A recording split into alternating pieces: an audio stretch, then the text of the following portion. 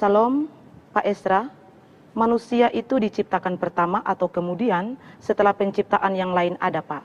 Terima kasih, mohon jawaban. Saya baca ya, Kejadian 2 ayat 4. Demikianlah riwayat langit dan bumi pada waktu diciptakan, ketika Tuhan Allah menjadikan bumi dan langit. 5. Belum ada semak apapun di bumi, belum ada tumbuh-tumbuhan apapun, sebab Tuhan Allah belum menurunkan hujan ke bumi dan belum ada orang yang mengusahakan tanah itu.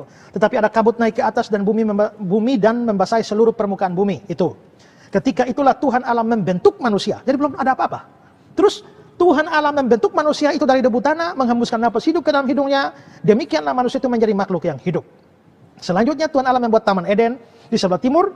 Disitulah ditempatkan manusia itu yang dibentuknya. Manusia sudah ada.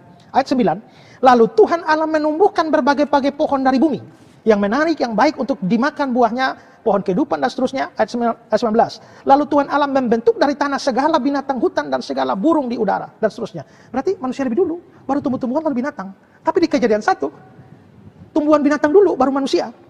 Nah, apakah ini bertentangan? Tidak. Tentunya kita sudah mendengarkan bagaimana cuplikan videonya. Ada pertanyaan cukup menarik ditanyakan kepada Pendeta Esra Soru. Kenapa di dalam Alkitab tentang penciptaan manusia ayatnya saling bertentangan? Di Kejadian 1 menjelaskan manusia diciptakan pada hari ke-6. Di Kejadian 2 menjelaskan manusia diciptakan pertama kali. Mana yang harus dipercaya? Kenapa sebuah kitab suci bisa bertentangan? Alkitab bukan hanya bertentangan tentang penciptaan manusia, tapi Alkitab ini bertentangan dengan ilmu pengetahuan, dengan sains, teknologi, meteorologi. Jadi kepada teman-teman, jangan kemana-mana dulu, karena kita akan mendengarkan bagaimana selengkapnya penjelasan dari Pendeta Esra Soru. Selamat menyaksikan. Salam, Pak Esra. Manusia itu diciptakan pertama atau kemudian setelah penciptaan yang lain ada, Pak? Terima kasih, mohon jawabannya. Kalau kita lihat kitab Kejadian pasal 1, terlihat bahwa yang lain diciptakan dulu, habis itu baru manusia. Kan manusia dicipta pada hari yang ke-6.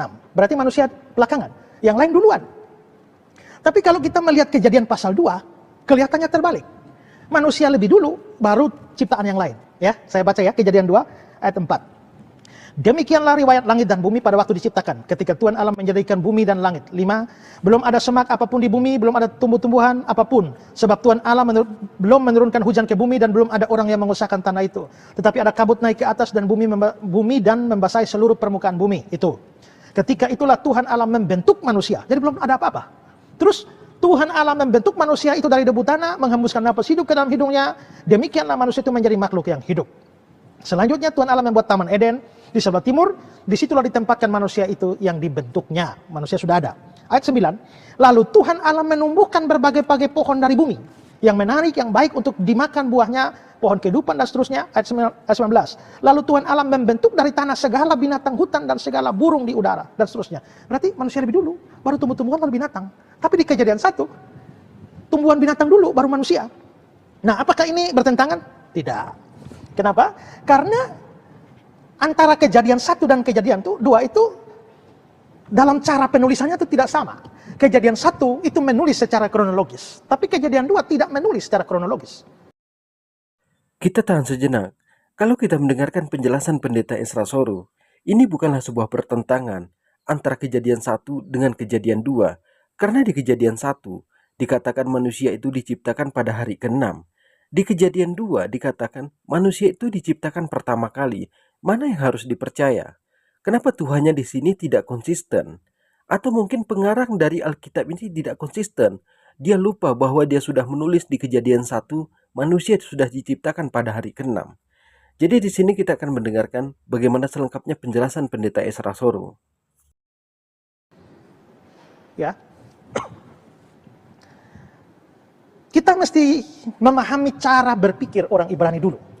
Kalau orang Ibrani berpikir itu biasanya mereka memulai dari kesimpulan.